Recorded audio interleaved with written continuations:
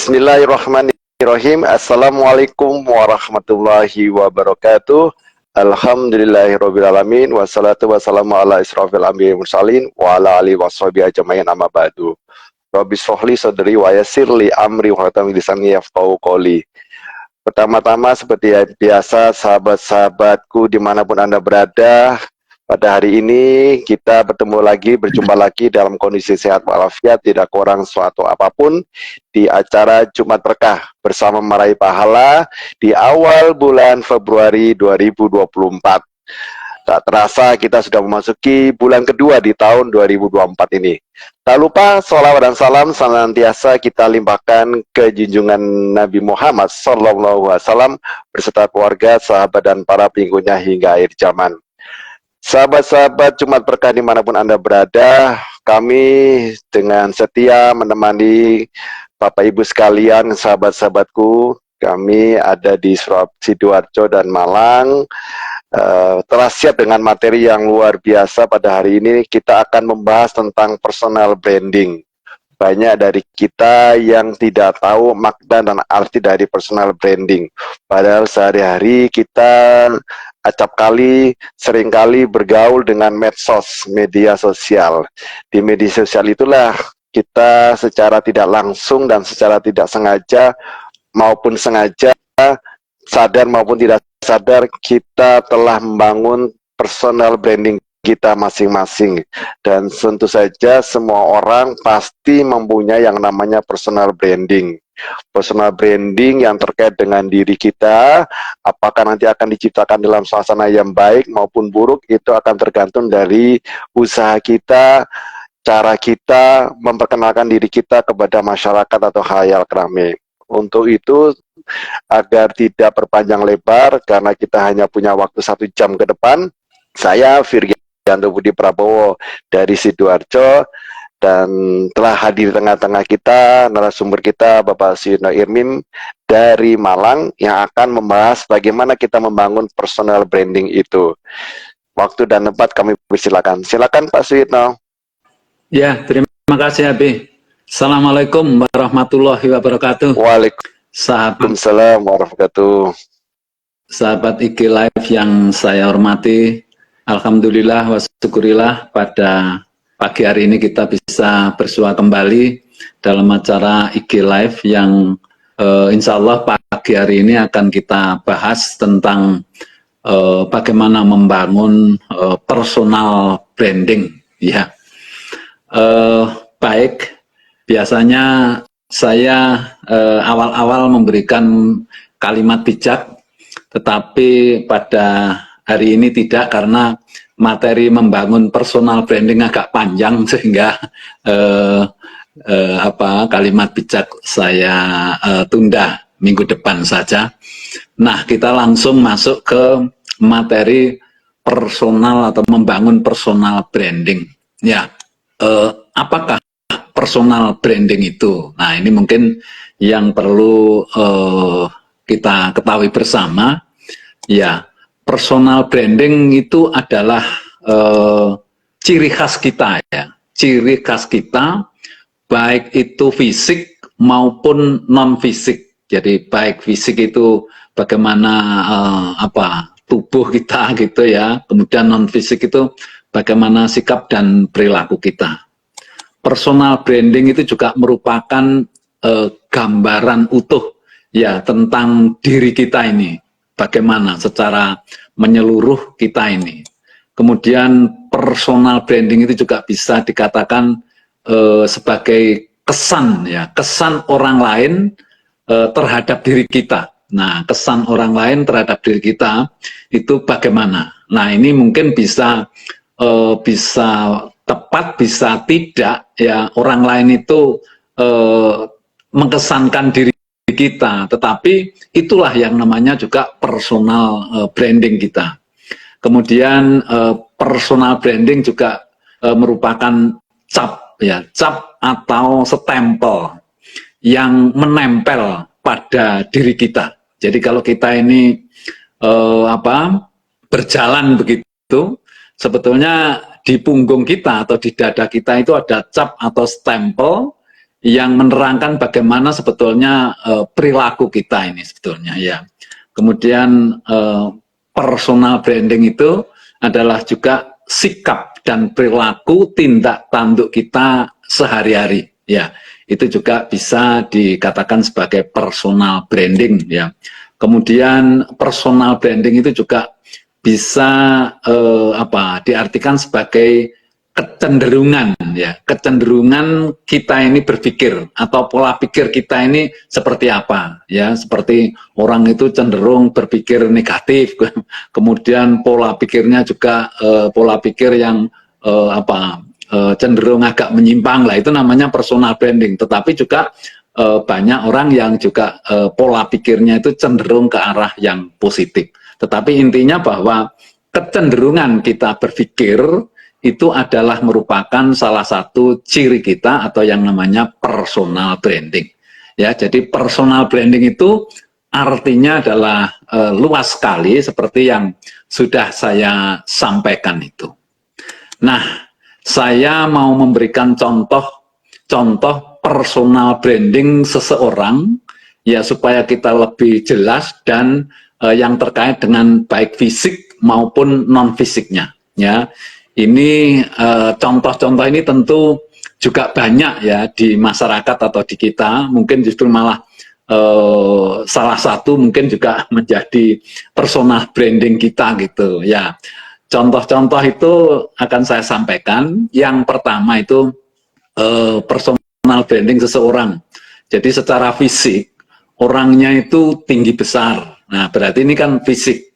Jadi orang itu personalnya itu tinggi besar secara fisik. Nah, secara sifat perilaku dia juga ngomongnya sopan, suaranya enak didengar, perhatian dan peduli sama orang lain, kemudian semangat kerjanya cukup bagus, ya suka olahraga, tetapi lah ini ada tapinya. Tapinya apa? Ternyata dia tidak berani ngomong di depan umum. Nah, ini merupakan personal branding orang itu. Kalau orang dibilang bahwa orangnya gimana sih? Oh, orangnya tinggi besar. Oh, ngomongnya sopan, suaranya enak didengar gitu. Suka olahraga juga, tetapi dia ternyata kalau ngomong di depan umum itu tidak berani. Nah, jadi ada plus, ada minusnya. Nah, itulah namanya personal branding kita. Jadi ada minusnya, tapi lah ini contoh-contoh nanti akan seperti itu ya.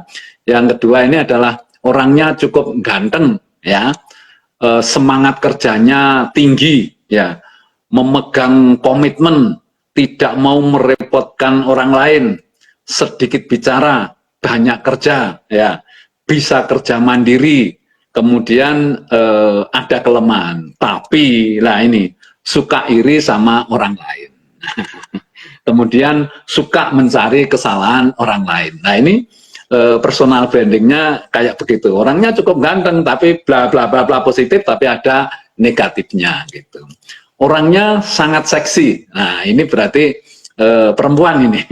Bicaranya sangat menawan, gerapak, sumringah, kemudian nggak pernah kelihatan susah, ya kerjanya relatif baik, ya patuh dan loyal pada atasan, kalau kerja daya nalarnya cukup bagus, tapi lah ini ada tapinya ya, tapi suka ganggu suami orang. Nah, ini kan plus banyak, tetapi ada minusnya, tetapi suka ganggu suami orang. Nah, ini ya. Kemudian contoh berikutnya, orangnya agak gemuk ya, bicaranya kalem, selalu tersenyum, familiar, suka berteman, ya jarang sekali marah, tidak pernah menyakiti orang lain, ya. Tetapi, nah ini suka kepo, mau tahu urusan orang lain, ya. Kemudian orangnya sedang-sedang saja, ya. Ini jadi contoh berikutnya, orangnya sedang-sedang saja, ya ndak tinggi, ya ndak pendek, ya ndak gemuk, ya ndak kurus, sedang-sedang saja. Bicaranya cenderung hati-hati, ya. Kemudian otaknya cerdas dan brilian. Kemudian daya tangkap kreativitasnya oke banget, ya. Hobinya nyanyi, ya. kemudian tidak banyak guyon, cenderung serius ya, tetapi ya ini kerjanya malas pol. Nah, ini ternyata punya kelemahan kerjanya kalau di kantor atau di perusahaan ini malesnya luar biasa ya. Kemudian contoh berikutnya, orangnya kecil, pendek gitu. Jadi kalau orang kan sering kali tanya, namanya siapa? Pak A. Orangnya gimana? Oh, orangnya yang kecil pendek lah. Itu merupakan personal brandingnya secara fisik gitu. Kemudian orangnya kecil pendek, tenang dalam bersikap, memiliki loyalitas tinggi, tidak banyak bicara atau pendiam, kemudian otaknya ini cerdas ya. Tetapi lah ini sekali bicara menyakitkan orang lain ya. Memang orangnya tenang ya, tidak banyak bicara, tetapi begitu bicara menyakitkan orang lain ya. Kemudian ini orangnya masih cantik ya, ini orangnya masih cantik berarti sudah agak STW ini ya. Orangnya masih itu berarti orangnya sudah agak ya setengah gitu ya, setengah tua gitu. Senang olahraga ya, pandai bergaul, dandanannya selalu modis ya. Kemudian banyak ikut kegiatan ibu-ibu, wajahnya selalu ceria ya. Tetapi lah ini ternyata suka ngutang ya. Kalau ditagih marah-marah. Nah, ini kelemahannya. Tadi ada plus plus plus plus, kemudian ada negatifnya. Kemudian ini orangnya berbadan kekar. Nah, kemudian jabatannya sebagai manajer ya, ngomongnya keras dan tegas ya, disegani teman ya, disiplinnya tinggi ya, hasil kerjanya cukup bagus. Tapi lah ini ada tapinya, ternyata di rumah takut sama istrinya ya. Ini enggak sesuai, badannya kekar, jabatannya manajer, ngomongnya tegas, keras ya, disegani, ternyata di rumah takut sama istrinya ya. Ini orangnya tinggi, kurus ya. Kemudian bekerja dengan target yang menantang ya, jadi suka tantangan gitu ya. Berani mengambil resiko ya. Cara kerjanya sistematis ya. Otaknya encer, pinter gitu ya. Tetapi lah ini suka mencari kelemahan orang lain, suka buat fitnah dan kegaduhan ya, suka ngompori temannya. Lah ini plusnya 4 tetapi minusnya 3. Jadi orang ini suka mencari kelemahan orang lain, suka fitnah, suka ngompori temannya. Kemudian ini orangnya gemuk, hitam ya. Memiliki semangat tinggi, keinginan sukses sangat besar ya. Tetapi lah ini baru plus-plus ini sudah ada tapinya ini. Tetapi menghalalkan segala cara ya. Kemudian merasa pendapatnya yang paling benar ya, kepentingan pribadinya jauh lebih menonjol ya. Kemudian orangnya juga kebetulan suka protes. Nah, ini kan plus-plus tetapi ada negatifnya banyak lah. Contoh-contoh ya di dalam kehidupan orang-orang yang model seperti ini memang kan ada gitu di kehidupan masyarakat kita ini. Nah, kemudian kita juga memiliki satu satu bukan asumsi, bukan ini, tetapi kalau kita ini ada di satu perusahaan atau satu organisasi begitu, pasti ada orang yang di antara kita itu ada yang paling beling gitu ya, paling beling, paling nakal begitu. Itu biasanya ada saja di setiap perusahaan atau di setiap organisasi ya. Ternyata masing-masing orang itu memiliki kelebihan dan kekurangan, tetapi orang akan lebih ingat kepada kekurangan kita. Jadi kalau kita ini punya kelebihan katakanlah 6 atau 7 begitu, kemudian kita memiliki kelemahan 1 atau 2, maka orang yang mengingat kita itu adalah sesuatu yang negatif gitu ya, sesuatu yang negatif itu yang mudah untuk diingat gitu. Atau mungkin orang suka mengingat hal-hal yang negatif. Sehingga seolah-olah personal branding kita itu yang dominan adalah yang negatif itu.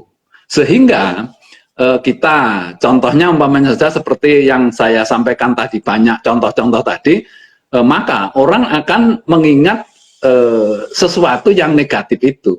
Nah, sehingga kelihatannya apa ya, personal branding kita ini menjadi negatif, atau negatif yang perilaku kita yang negatif itu menjadi agak menonjol begitu. Nah, ini yang perlu kita bangun tadi ya. Jadi membangun personal branding itu artinya kita meningkatkan kelebihan kita, kemudian mengurangi kelemahan kita. Nah, sekarang mungkin kita akan masuk ke bagaimana kita membongkar personal branding itu. Jadi untuk kita bisa membangun, maka kita harus membongkar personal branding kita ini yang sekarang ada ini seperti apa gitu ya. Jadi harus melewati yang namanya introspeksi ya. Jadi kita harus introspeksi diri. Kita ini yang namanya introspeksi itu kadang-kadang diartikan mencari kelemahan kita. Tidak seperti itu sebetulnya. Introspeksi itu artinya luas ya. Bagaimana kita sebetulnya mengetahui apa kelebihan-kelebihan kita ini. Jadi introspeksi itu yang pertama adalah mencari ya, mau melihat kelebihan kita. Dan ini biasanya tidak terlalu sulit gitu, karena ini merupakan kelebihan-kelebihan kita ya. Ini apa saja yang ada di dalam diri kita ini yang positif. Nah, ini nanti yang harus kita kembangkan. Tetapi yang paling sulit itu kalau kita mencari kekurangan dan kelemahan kita gitu. Ini yang kadang-kadang kita tidak menyadari. Jadi kita harus dengan niatan, dengan usaha yang lebih daripada kita kalau mencari kelebihan. Bahkan yang namanya kekurangan ini bisa kita harus selain secara objektif dan ikhlas untuk mencari kelemahan diri sendiri, bisa jadi kita ini harus bertanya kepada orang lain gitu ya, supaya kita tahu. Kadang-kadang kita tidak sadar bahwa kita ini memiliki kelemahan yang oleh orang lain itu semua orang tahu lah begitu, padahal kita tidak tahu kalau itu merupakan kelemahan. Oleh karena itu, kalau kita ini mau membongkar diri kita, personal diri kita, itu harus baik itu yang positif dan negatif, itu harus kita cari, kita temukan ya dengan ikhlas, dengan dengan objektif di dalam diri kita. Ego kemudian orang jaim atau gengsi itu harus kita hilangkan untuk kita mengetahui apa kelemahan dan kekurangan kita. Nah, cara ya untuk mengetahui personal branding kita itu kita harus banyak merenung ya tentang diri kita ini secara ikhlas. Saya katakan tadi harus ikhlas karena kita berniat untuk membangun personal branding, sehingga kita harus mengetahui dulu personal branding kita ini kayak apa, kemudian nanti apa langkah kita untuk memperbaiki begitu. Kemudian kita tadi ya cari sikap dan perilaku kita yang positif, kita inventarisir begitu. Kemudian kita juga menginventarisir perilaku negatif ya. Kemudian tadi kalau kita nggak tahu ya, artinya nggak tahu kelemahan kita ya, mau tidak mau kita harus bertanya kepada orang lain dengan betul-betul ikhlas, supaya orang lain itu bisa menyampaikan ya. Contoh umpamanya saja, saya sama Abi, umpamanya saya nggak tahu ya kelemahan saya ya, saya minta tolong Abi, apa sih yang kelemahan saya, yang orang lain itu sebenarnya tidak senang itu apa gitu. Mungkin panjenengan pertama juga agak sungkan gitu ya, wah enggak enak saya Pak kalau menyampaikan itu. Enggak, saya betul-betul tidak tahu apa gitu. Lah, tolong saya dibantu apa kira-kira yang menurut orang-orang ini saya ini memiliki kelemahan apa gitu ya. Akhirnya panjenengan menyampaikan, loh Pak Yitno, kira-kira Bapak itu inilah. Dengan senang hati saya mengetahui apa yang kelemahan yang ada pada diri saya gitu ya. Kemudian menimbang-nimbang antara yang positif dan negatif itu sebetulnya seperti apa kira-kira banyak yang mana. Nah, ini untuk memberikan semacam apa? Semacam dorongan ya. Kalau ternyata banyak hal-hal yang negatif, tentu kita ini harus segera ya melakukan koreksi gitu ya. Kemudian mencari tahu tentang diri kita dari orang lain tadi ya sudah saya sampaikan itu. Kemudian berikutnya adalah bagaimana sebetulnya kita membangun. Kalau tadi kan sudah kita bongkar ya bahwa personal branding kita atau hal-hal yang positif maupun negatif sudah kita ketahui bersama. Nah, sekarang ini bagaimana kita ini membangun, kan kita tadi judulnya membangun personal branding untuk memperbaiki ya sikap dan perilaku kita. Ya tentu kalau fisik mungkin nggak bisa ya, tetapi yang non fisik itu yang bisa kita perbaiki, kita bangun supaya personal branding kita menjadi lebih baik.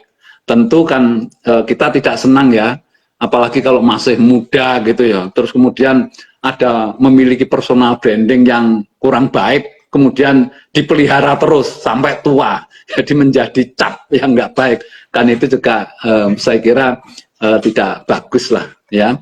Ya, jadi ini bagaimana membangun personal branding?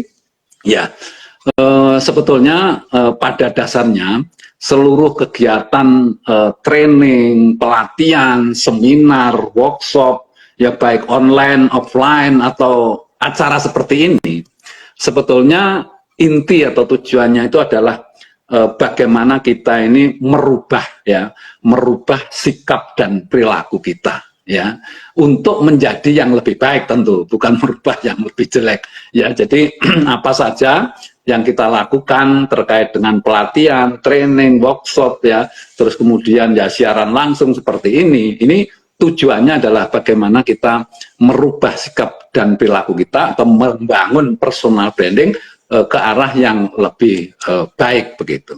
Nah, sekarang sebelum masuk ke bagaimana membangun personal branding, saya mau menyampaikan proses perubahan sikap dan perilaku kita. Jadi kita ini kan untuk bisa merubah sikap dan perilaku, baik itu diri kita sendiri maupun merubah sikap perilaku orang lain, itu kan ada prosesnya gitu ya. Nah, proses merubah sikap dan perilaku ini sebetulnya tidak banyak ya, tetapi 3 tahapan ini yang harus kita lalui secara normal. Ya, contoh mamanya saja ada orang yang malas gitu ya di tempat kerja. Untuk bisa merubah sikapnya menjadi disiplin, rajin, itu kan harus melalui satu proses perubahan sikap dan perilaku. Nah, prosesnya perubahan itu adalah yang pertama itu adalah diberikan pemahaman, ya, diberikan pemahaman atau mencari pemahaman. Jadi diberikan pemahaman itu contohnya kalau ada karyawan gitu kemudian diikutkan training, diberi satu pemahaman, sesuatu penjelasan begitu atau sosialisasi, itu namanya diberikan pemahaman. Tetapi bisa jadi kita ini mencari pemahaman karena kita memang mau memperbaiki diri, kita mencari pemahaman, kita mengikuti pengajian, tausiah, mengikuti seminar, bahkan mengikuti IG Live ini, itu namanya mencari pemahaman. Ya, kalau nanti kita ini sudah paham, ya, kemudian kita ini cocok, ya, mengerti, ya, dan kemudian kita ini mengamini, menyetujui gitu, maka akan terjadi yang namanya perubahan pola pikir kita, ya. Jadi pola pikir kita ini akan berubah karena adanya satu pemahaman. Contoh tadi anak atau karyawan yang males tadi, ya tadi diberikan pemahaman, penjelasan, ya keterangan, kemudian diberikan nasihat dan lain sebagainya. Akhirnya dia ini sadar bahwa bekerja ini seharusnya bukan malas, harusnya adalah rajin, ya. Kemudian semangatnya tinggi begitu. Nah, karena dia sudah memahami, akhirnya dia itu akan merubah cara berpikirnya, berubah, mindsetnya berubah. Oh iya ya, kalau gitu kerja ini harus rajin, harus semangat, karena apa? Supaya gaji yang kita terima ini menjadi barokah, katakan. Kemudian supaya prestasi ini bisa meningkat, saya harus rajin, tidak boleh saya malas-malasan. Nah, ini namanya mindsetnya sudah berubah. Setelah mindsetnya berubah, maka sikap dan perilakunya itu akan berubah. Jadi besok anak yang malas itu menjadi rajin. Nah, inilah yang namanya proses perubahan sikap dan perilaku dengan memenuhi tahapan-tahapan gitu. Jadi pertama adalah diberikan pemahaman, yang kedua akan berubah mindsetnya, kemudian yang ketiga sikap dan perilakunya akan berubah. Nah, tahapan ini sebaiknya memang dilakukan. Apakah kalau tidak melalui tahapan ini bisa? Bisa saja berubah. Umpamanya saja anak yang males tadi itu, karyawan yang males tadi, karena kepingin menjadi rajin dengan cara dipaksa, tidak perlu dikasih pemahaman, tidak kasih sosialisasi, nasihat, ya sudah langsung diberitahu, kamu kalau besok tetap males, seminggu lagi saya pecat. Tetapi kalau kamu mau berubah, kamu gajinya saya naikkan. Nah, itu dengan cara paksa. Besoknya anak ini pasti rajin karena dia takut diberhentikan. Nah, ini namanya satu proses perubahan perilaku yang tidak melalui tahapan-tahapan normal gitu. Lah, kita seharusnya itu untuk bisa merubah sikap dan perilaku kita, bisa membangun personal branding kita. Kita seharusnya lebih baik kita melalui tahapan-tahapan yang normal ini. Ya, artinya kita melalui satu pemahaman, kemudian mindset kita berubah, pemahaman kita berubah, pola pikir kita berubah, kemudian besoknya atau berikutnya adalah perubahan sikap dan perilaku kita. Tetapi, nah ini ada tetapinya, untuk bisa berubah atau merubah mindset atau pola pikir, ini yang sangat sulit gitu ya. Jadi orang itu katakanlah sulit kalau pola pikir ini tidak ada sesuatu yang mempengaruhi, itu susah sekali. Nah, apa kira-kira yang mempengaruhi orang ini bisa berubah mindset atau tidaknya itu karena adanya hidayah dari Allah. Nah, ini yang perlu. Jadi dikuasai penjelasan apa saja, kalau itu hidayah itu tidak ada, ya ini istilahnya sulit lah. Ya bisa, tetapi agak sulit. Kalau orang bilang, orang Jawa itu banggel gitu, begegek ya, tidak mau. Ya istilahnya itu kalau sekarang ini. Jadi orang yang sulit dikasih nasihat itu kan ada dua. Satu orang yang sedang jatuh cinta dan orang yang sedang fanatik untuk memilih pemimpin. Itu agak susah ya, diberitahu. Ya, orang sedang jatuh cinta itu dikasih nasihat itu ya susah banget gitu.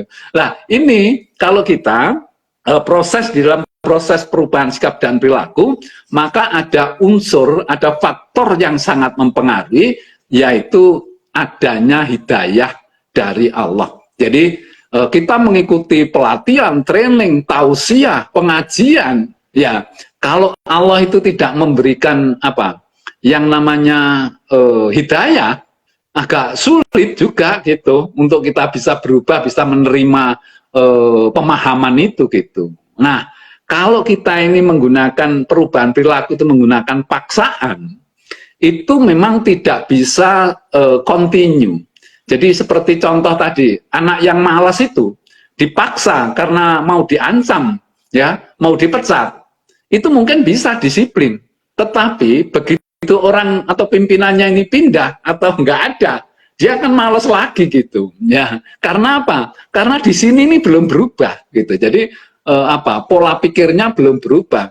Saya sebetulnya kurang sependapat ya kalau ada satu proses bahwa orang itu harus dipaksa. Kalau dipaksa terus nanti kan terbiasa gitu. Itu berat gitu. Umpamanya kerja itu kerja keras, kerja berat gitu loh. Pengorbanannya tinggi. Lebih baik sebetulnya kita melalui tahapan yang normal. Jadi diberikan satu pemahaman karena kita ini manusia bukan hewan gitu. Ya, artinya kita ini kita punya hati, punya akal gitu. Asal tadi itu Allah memberikan hidayah, yakin tinggal kita ini bagaimana menjelaskannya, bagaimana kita menguraikannya. Kan kita seringkali memberikan pelatihan, ya, kemudian training dan lain sebagainya. Itu kan pembicaranya itu kan berusaha sebaik mungkin, sejelas mungkin gitu ya. Ya, kalau saya mohon maaf itu menjelaskan sesuatu itu ya dengan sederhana gitu ya, tidak menggunakan bahasa-bahasa yang tinggi dan kemudian ya tidak bulat gitu, artinya tidak terlalu sulit untuk dipahami supaya orang nanti kalau mendengarkan itu gampang untuk menerima gitu. Ya, itu kita ada usaha ke sana. Lah, orang yang mendengarkan itu kan juga berusaha untuk bisa memahami. Tetapi ingat, kalau Allah tidak memberikan hidayah, orang itu juga akan sulit. Apalagi kalau orang itu sudah di awal ya mengikuti pelatihan, training itu sudah, aduh, males kalau saya begini nih, aduh gini. Jadi orang susah gitu, apalagi mendapatkan hidayah, enggak akan nanti gitu ya. Jadi ini, sehingga di dalam atau kaitannya dengan membangun personal branding, ya karena kita ini dalam membangun personal branding kita sendiri, ini kan kemauan kita sendiri, jadi kita harus mencari gitu, mencari pemahaman gitu, ya bisa dengan cara mengikuti pengajian, mengikuti seminar dan lain sebagainya, kemudian minta nasihat kepada orang, lah itu namanya mencari pemahaman. Kemudian kita juga berdoa semoga Allah memberikan hidayah gitu sehingga kita ini diberikan jalan untuk memahami itu. Kemudian mindset kita itu berubah dengan penuh kesadaran. Nah, orang kalau melalui tahapan bahwa terjadi perubahan mindset dengan penuh kesadaran, itu perubahan sikap dan perilakunya itu akan awet, akan continue, ya akan dilakukan dengan secara sadar, secara senang hati, happy ya. Akhirnya dia akan merubah sikap dan perilaku secara terus-menerus begitu. Ya, inilah namanya proses perubahan sikap dan perilaku untuk kita bisa membangun personal branding kita. Nah, baik, apa langkah-langkah membangun personal branding? Maaf Abi, saya nggak ada kebetulan nggak ini jam saya tertinggal gitu di kamar. Sekarang jam berapa Pak Abi sekarang? Maaf, jamnya sekarang jam 8.37, jadi masih ada waktu 23 menit ya. Oke. Jadi supaya saya bisa ngira-ngira waktunya gitu ya. Jadi langkah-langkah membangun personal branding itu ada beberapa langkah ya. Yang pertama itu adalah merenung secara spiritualitas ya. Nanti akan saya terangkan.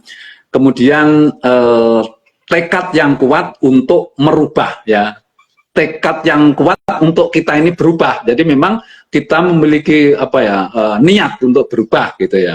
Kemudian berikutnya gunakan momen untuk berubah. Jadi gunakan momen itu satu kejadian lah ya untuk kita berubah. Nah, karena tidak mungkin ada perubahan tanpa momen gitu. Tidak ada orang itu berubah menjadi baik dengan sendirinya tidak ada apa-apa gitu ya, pasti ada sebabnya, apakah itu karena sesuatu kejadian ya, suatu nasihat, atau mungkin sedang mendengarkan tausiah dan lain sebagainya. Jadi ada momen ya yang kita gunakan untuk kita berubah gitu ya.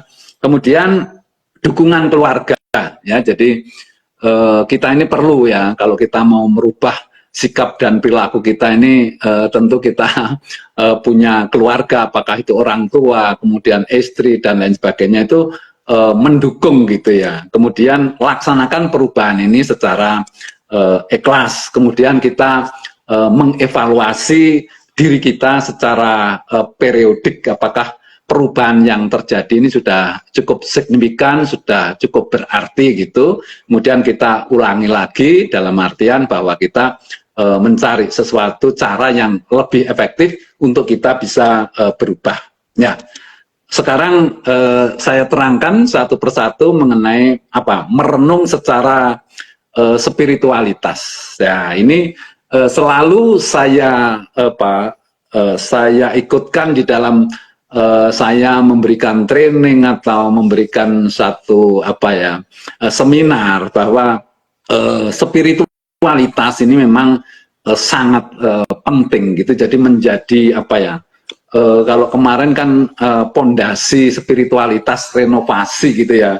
Nah, itu juga terus kita libatkan terus itu, karena itu menjadi dasar untuk kita ini merubah sikap dan perilaku kita menjadi lebih baik kalau kita ini selalu merenung secara spiritualitas ya. Contoh momen saja kemarin pada waktu kita membahas tentang renovasi pondasi spiritualitas, nah kita menyadari untuk apa ya kita ini diciptakan ya, kemana arah perjalanan hidup kita ini. Jadi apa yang kita cari, apa yang kita tuju, coba kita renungkan dulu. Karena kalau kita ini tidak berpikir ke sana, itu untuk bisa berubah menjadi baik, apalagi kalau kita ini memiliki satu kelemahan atau memiliki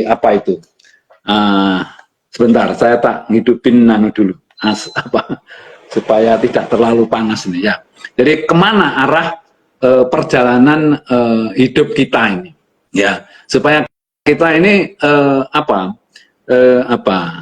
tahu bahwa iya ya, hidup ini untuk apa sih, kok saya seperti ini, harusnya lebih baik, karena arah kita perjalanan hidup yang kita cari kan bahagia umpamanya saja.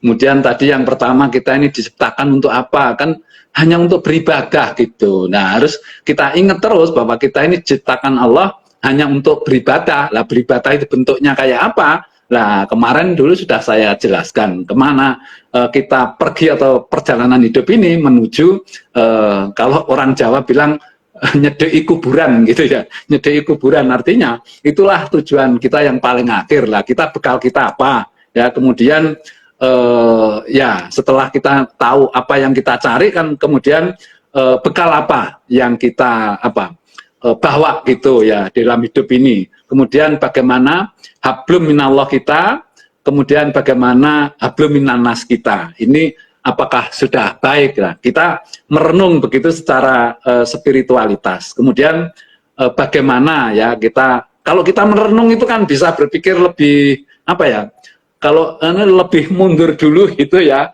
Kemudian kita merenung ya, bagaimana seharusnya sikap dan perilaku kita ini gitu ya. Dengan merenung itu maka kita sudah bisa mulai berpikir yang lain, artinya proses berikutnya gitu ya.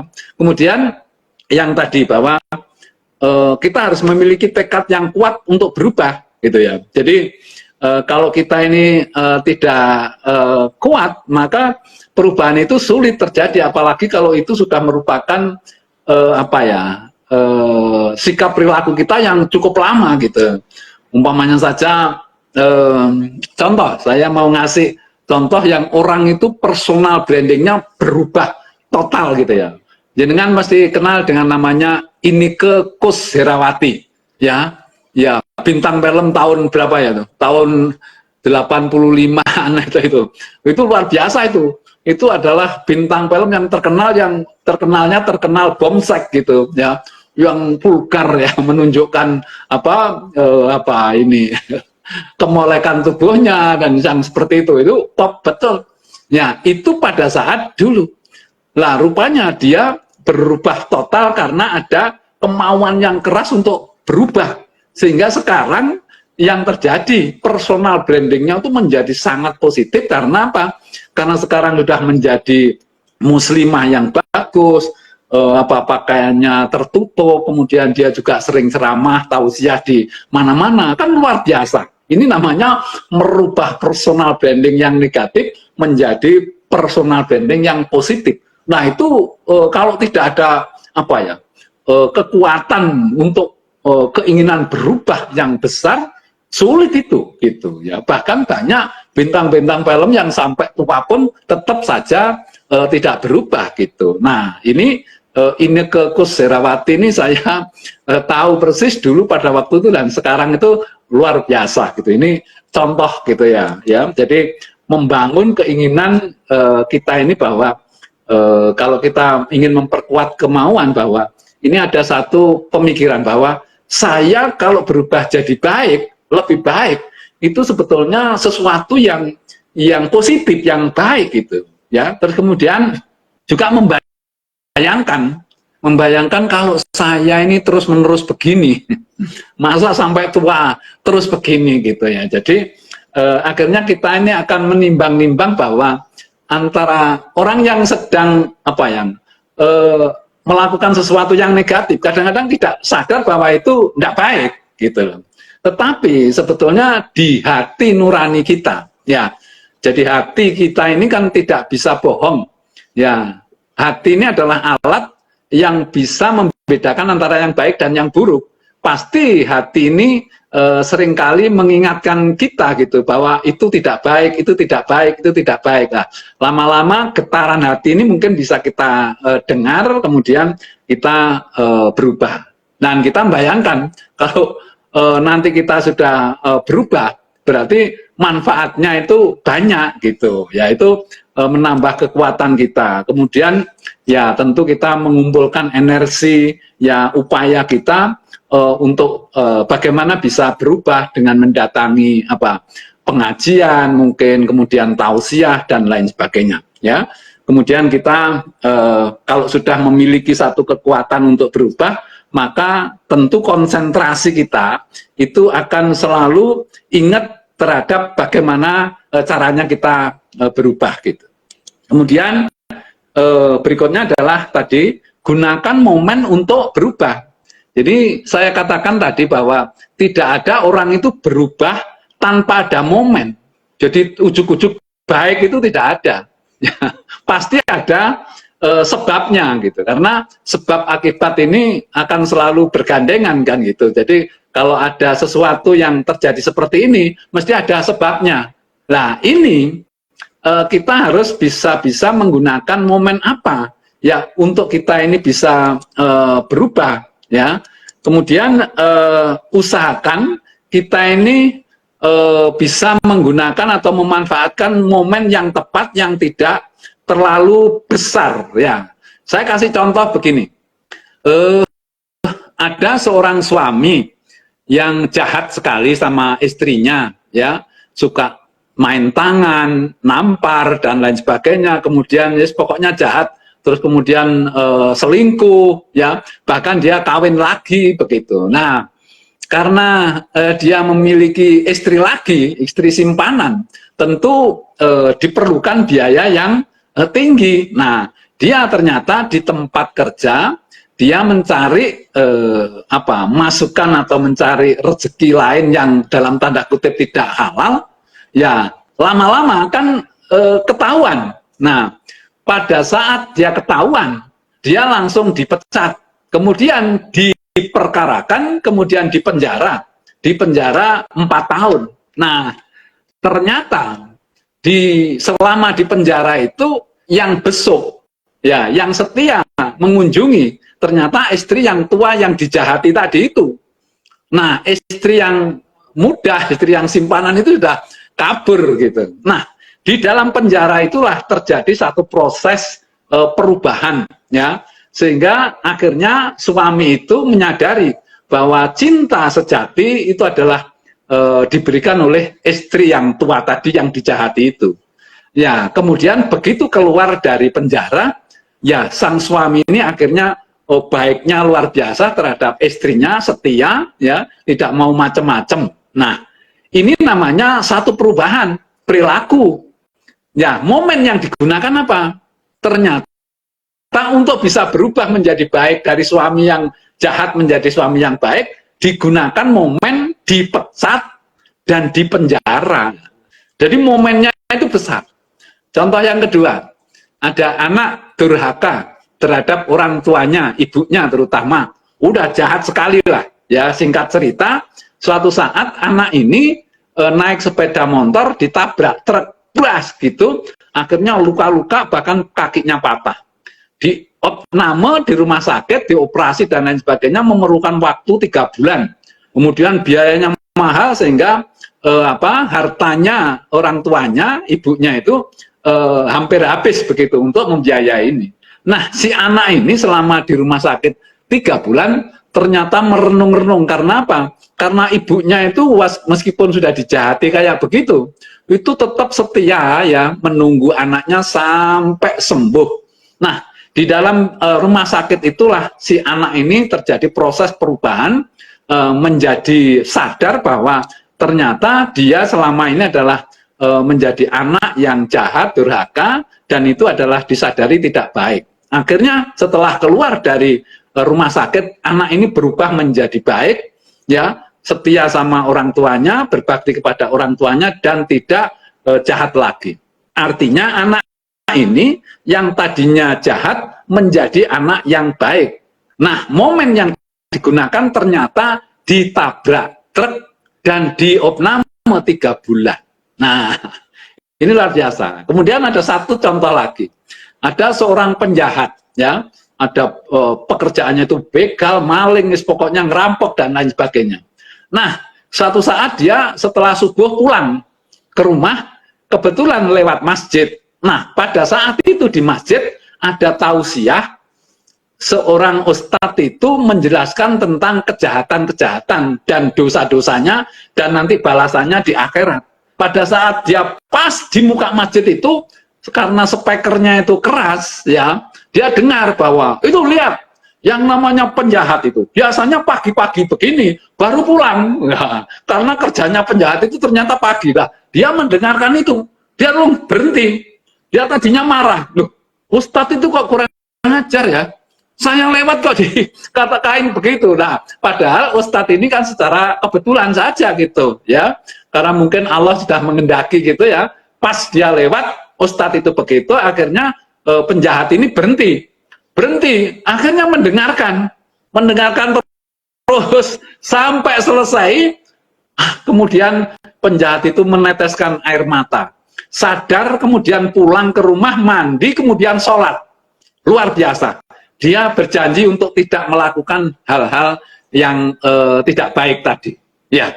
Nah, artinya bahwa penjahat ini dari orang jahat, begal, perampok, ya, maling gitu, menjadi orang yang baik. Momen yang digunakan ternyata mendengarkan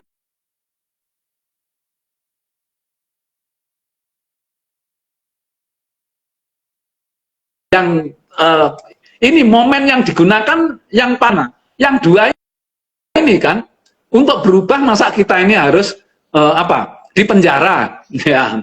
Untuk berubah masa kita ini harus ditabrak truk gitu, kan tidak gitu loh. Nah, yang maling tadi itu, yang terakhir tadi ternyata ya ini semuanya karena hidayah Allah. Tetapi kita ini kan bisa berpikir, bisa berusaha untuk menggunakan momen-momen itu. Ternyata yang paling ringan adalah momen maling tadi itu, hanya mendengarkan pengajian. Nah, sekarang ini masalahnya kita ini kalau mau berubah, itu kan paling enak ini kan yang ringan apa? ya mendengarkan IG Live ini gitu. Ini momen yang paling enak untuk kita berubah gitu. Karena berikan pemahaman-pemahaman ini akhirnya kita iya. Nggak perlu harus nunggu di penjara, nggak harus nunggu di tabrak truk begitu. Nah, inilah kita gunakan momen-momen yang tepat untuk kita berubah. Kalau tidak, kita cari momen, katakanlah tadi itu mengikuti seminar, kemudian mengikuti tausiah, pengajian, itu momennya kan tidak terlalu berat gitu, tapi mungkin bisa merubah sikap dan perilaku kita. Ini, jadi usahakan momen yang tepat. Jadi tepat itu dalam artian ya pas, kemudian tidak berat gitu ya, kemudian ya efisien gitu juga gitu. Nah, jangan lupa ya, karena tadi saya jelaskan bahwa bagaimanapun juga kalau tidak ada hidayah dari Allah itu agak susah gitu loh. Oleh karena itu kita ini dianjurkan setiap saat itu minta petunjuk, minta hidayah. Karena yang bisa membolak-balikkan hati dan pikiran ini adalah Allah gitu. Kita ini bisa berusaha. Ya. Kemudian dukungan keluarga, yang memahami kelebihan dan kekurangan keluarganya, khususnya terkait dengan sikap dan perilaku. Kemudian merelakan keluarga untuk melakukan satu perubahan. Karena juga ada keluarga mungkin kalau ini berubah nanti, wah ini rezeki berkurang gitu. Ya, harusnya tidak ya. Jadi keluarga kalau itu perubahan mengarahkannya lebih baik harus kita dukung ya supaya keluarga kita yang sedang mau merubah perilaku itu terus bisa menjalankan perubahan gitu ya. Kemudian kita berikan apresiasi sebagai keluarga kalau ada anak kita atau orang tua kita yang berubah menjadi baik, kita kasih apresiasi ya. Kemudian berikutnya adalah laksanakan perubahan ini secara ikhlas ya. Jadi begitu kita sudah mendapatkan hidayah, kemudian berubah mindset kita, kemudian kita lakukanlah perubahan ini dengan ikhlas, dengan senang hati, dengan rasa syukur ya, bahwa perubahan ini adalah satu ibadah yang luar biasa. Nilai ibadahnya tinggi ya, sehingga insya Allah kita akan terus diberikan petunjuk jalan untuk kita bisa berubah ya.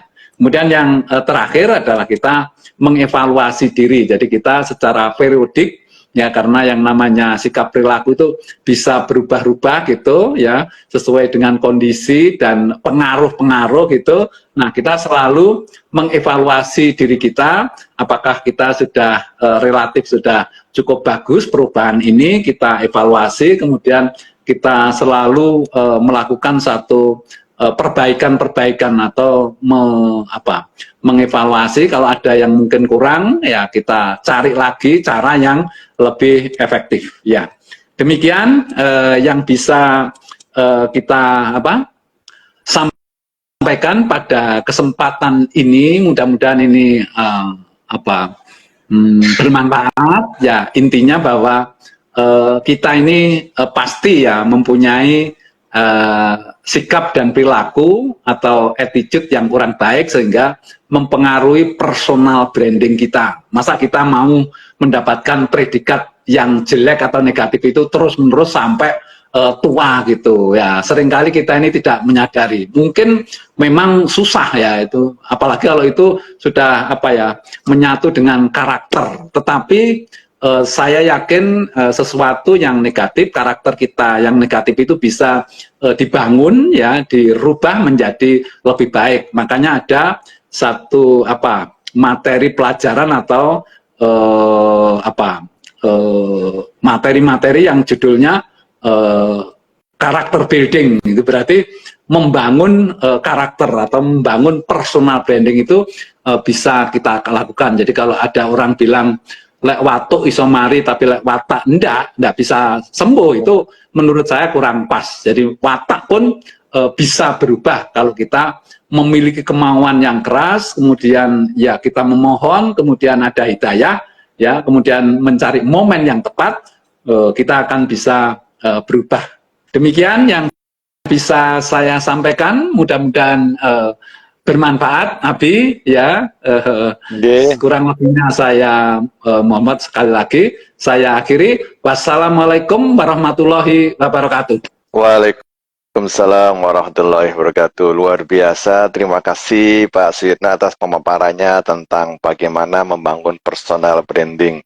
Dan dengan paparan tadi, insya Allah kita dapat memahami dengan lengkap dan secara dasarnya kita mengetahui apa yang dimaksud dengan personal branding, cara-caranya, dan ternyata memang yang paling utama dari personal branding itu agar bisa membawa kepada identitas diri yang baik di mata masyarakat, itu adalah timbul dari kemauan diri kita dibarengi dengan hidayah dari Allah Subhanahu wa taala. Sehingga dengan demikian banyak cara untuk bisa berubah, banyak cara untuk bisa membangun personal branding yang bagus, tapi Abi ingin menyampaikan bahwa teman-teman atau siapapun sahabat-sahabat IKLife yang berada di acara hari ini harus memperhatikan beberapa hal. Yang pertama, perhatikanlah teman-teman kamu ya. Dengan siapa teman-teman kamu. Kalau kamu bergaul dengan orang yang menjadi penjual minyak wangi, maka baumu akan wangi. Tapi kalau Anda berteman dengan teman-teman yang lain, Anda akan mengikuti mereka itu semua. Kemudian Anda juga harus memperhatikan apa yang Anda baca, gitu ya. Buku-buku apa, kemudian materi-materi apa yang Anda baca setiap hari, baik itu yang ada di handphone Anda, maupun yang ada di textbook Anda, itu akan juga mempengaruhi personal branding Anda. Yang ketiga, apa yang Anda makan, itu juga harus diperhatikan, karena makanan itu, pola makan, kemudian macam-macam makanan akan juga mempengaruhi sikap dan perilaku kita untuk membentuk branding personal kita. Dan yang terakhir adalah apa yang Anda pikirkan dan Anda doakan. Kalau Anda memikirkan, Anda mendoakan untuk menjadi orang-orang yang baik, orang-orang yang cukup bermanfaat, orang-orang yang mempunyai nilai lebih di mata keluarga, di mata masyarakat, itu insya Allah Tuhan akan membimbing kita untuk mencapai apa yang kita inginkan. Dan tujuan IKLife ini, Jumat Berkah bersama Meraih Pahala, adalah bagaimana kita untuk melakukan perubahan menuju yang lebih baik, memberikan identitas yang positif, memberikan citra atau image kesan yang positif bagi masyarakat siapapun juga. Mudah-mudahan sahabat-sahabat IKLife dapat mencerna, memahami, dan melaksanakan apa yang sudah diterima ilmunya yang kita berikan setiap hari Jumat. Terima kasih Pak Yusno atas pemaparannya. Mudah-mudahan kita bisa berjumpa lagi di hari Jumat depan dalam kondisi yang sehat walafiat dengan topik yang berbeda tentunya. Sahabat-sahabat, tunggu saja apa yang akan kita sampaikan nanti di Jumat depan. Terima kasih, kami Virgianto Budi Prabowo dan Pak Suyitno Irmi mengucapkan mohon maaf yang sebesar-besarnya atas segala kekurangan baik yang disengaja maupun tidak. Dan kami akhiri dengan ucapan alhamdulillah dan doa kafaratul majelis. Subhanallahumma wa bihamdika asyhadu alla ilaha illa anta astaghfiruka wa atubu ilaik. Assalamualaikum warahmatullahi wabarakatuh. Selamat beraktivitas. Selamat siang. Terima kasih Pak Suyitno. Terima kasih, selamat siang.